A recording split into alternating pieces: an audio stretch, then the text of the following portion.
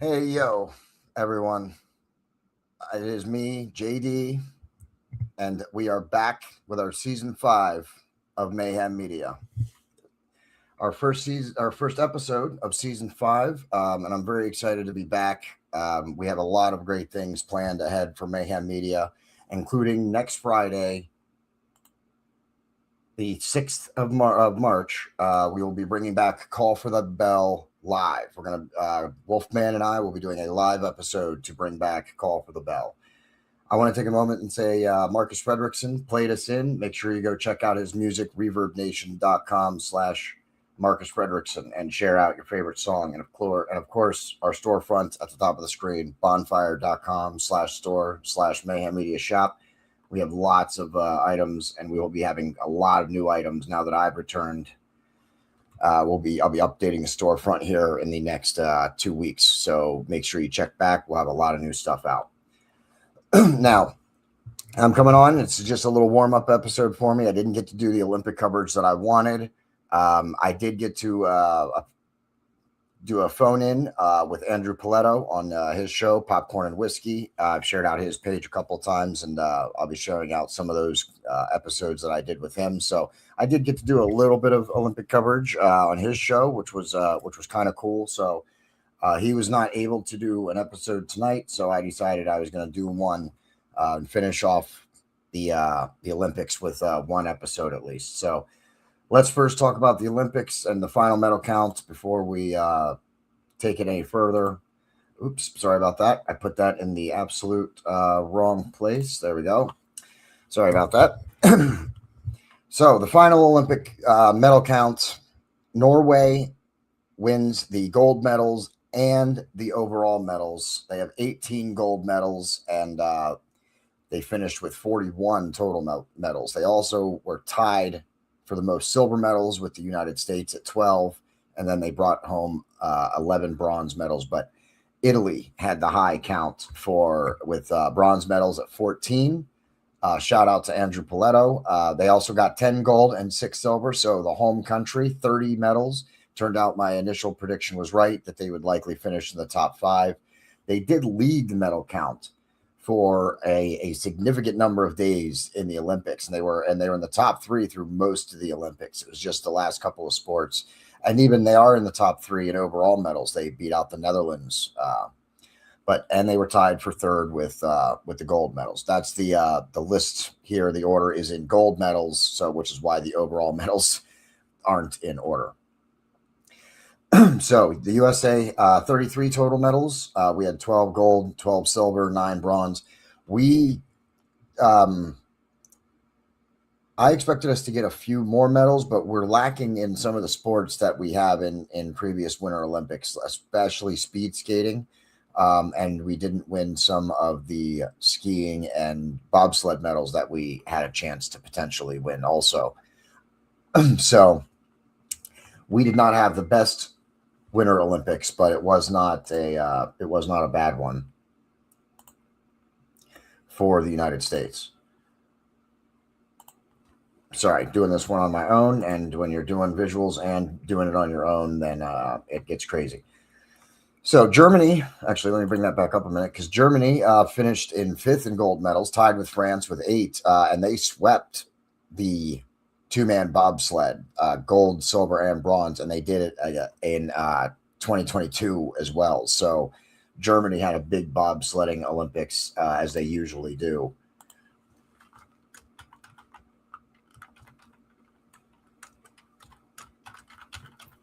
Sorry, I'm just trying to look something up, a stat that I didn't get up before I started the episode. But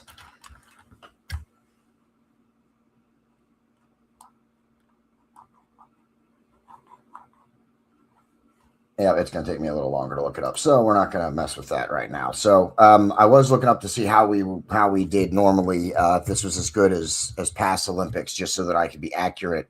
I think we were a little low in the gold medal count, even for the Winter Olympics. Norway is always near the top. The fact that they won is credit to them, especially since, because like I said, we have been lacking, especially in speed skating and some of the other sports. We're lacking some of the athletes that we had. Some of them retired and moved on, and nobody else has come up yet.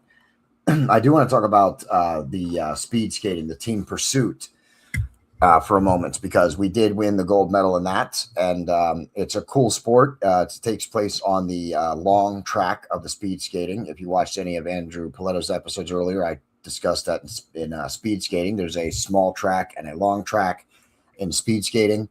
The team pursuit takes place on the long track, and it's 3 skaters from one country, and they skate around and they try to get the fastest time. Now, the time doesn't stop until the third skater skates, passes the line, or breaches the line. So it's interesting how they do it. Now, this sport was originally invented in the United States, and then this past year, the United States skating team changed the sport themselves. That we invented it, and then a few years down the road, this past year, we reinvented the sport and changed it. It used to be where one person would lead the race for so many laps, and then they would rotate skaters out. If you've watched any of the long track team pursuits in the past, that's how they normally unfold. A leader leads, pushing it, and the people in the back usually catch the draft and save energy. Then they rotate out. This year, and a lot of other teams have adopted it now, but they still don't do it quite as well as the U.S. team does. But especially because the 3 skaters for the U.S. Team pursuit have stopped skating their individual events, if I'm not mistaken, or at least stopped practicing alone. They practice as a team, which is, I think, one of the reasons that gives them an edge, because a lot of the other teams, they take 3 superstars or 3 people that are good at long distance or mid distance skating, and then they put them on a team together. But the U.S. team actually trains as a team. So the way they reinvented it, as opposed to one skater rotating out and another person leading, one person leads the whole way. All 3 skaters stay in the same order throughout the whole race. And what you do is the second person puts their hand on the back of the person in the lead, and the person in the third puts their hand on the back of the person in second. So essentially, the 2 guys behind are pushing the lead skater faster. They have it's been working because they've been taking gold in all of the team skating events, and they took gold in the team pursuit this Olympics. So they've been really crushing it, and they won it by a fairly good margin. Other teams are starting to adopt it, and other teams are starting to do their own thing. The U.S. tends to stay in a line until they pass the line 1, 2, and 3. Other skaters I saw this Olympics, once they come around that last turn, all 3 spread out and they all try and just race to the line. I'm not sure if that's more effective or not. At least it's not yet, because the U.S. did win in the speed pursuit. We did not win as many short track medals as we usually do.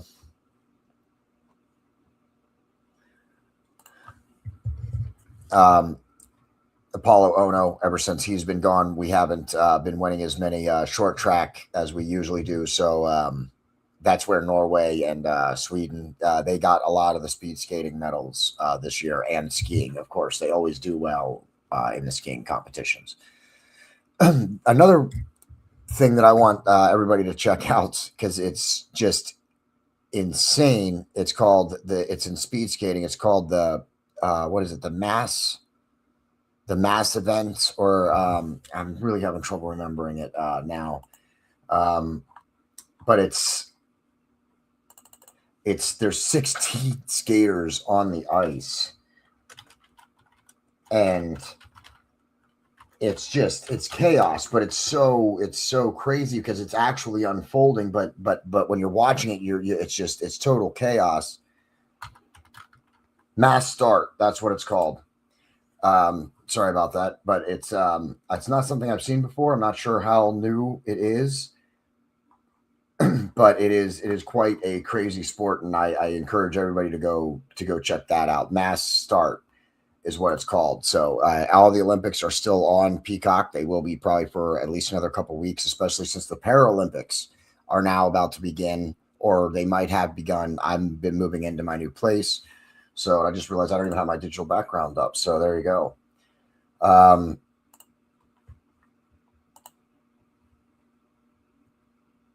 So there, now you're done looking at my living room and my house behind me. The Paralympics are about to start, and I will be doing a couple of episodes on them.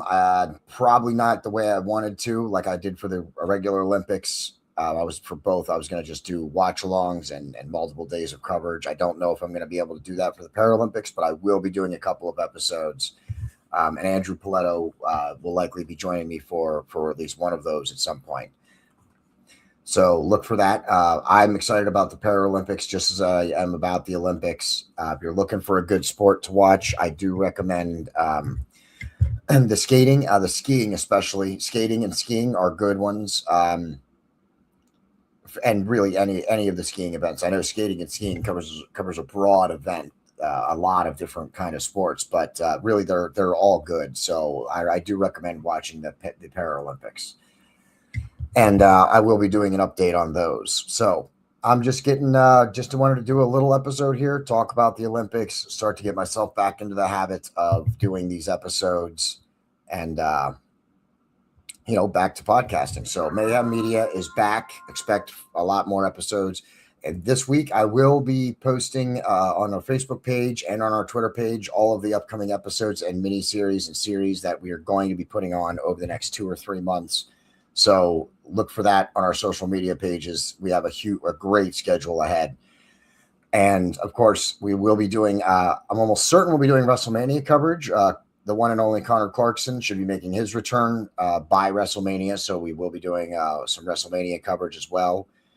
And like I said, we got lots of other stuff. We're going to have, we got Game of Thrones content with the new Night of the Seven Kingdoms coming out. We're going to be doing just some Game of Thrones episodes.